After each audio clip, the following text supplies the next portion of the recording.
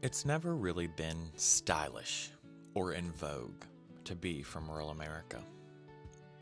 There are very few stories or poems written by those not born into the foothills, mountainsides, or plains, wishing to somehow become one of us. In fact, most people lead us to believe that there have always been and always will be droves of people who are just desperate to leave. Almost always from the outside looking in, rural American issues are picked apart and analyzed by pundits and policymakers, with opinions laden with pity for those who call the small towns and rural byways their home.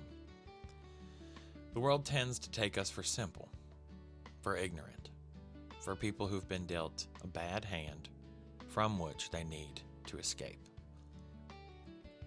Funny though, how we see rural culture becoming popular culture in social media reels and television dramatizations.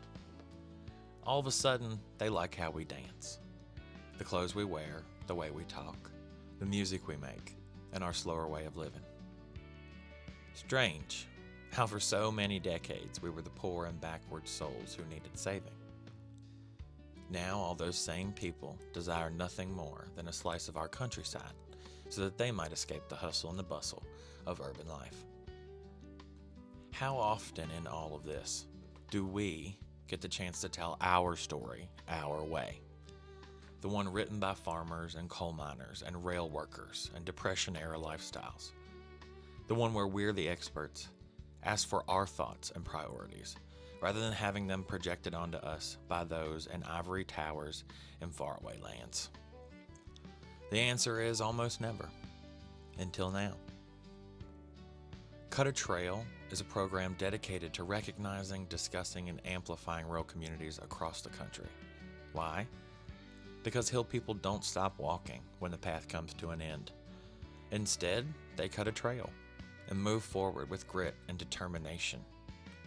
We're quite used to making a way, even when the chips are stacked against us.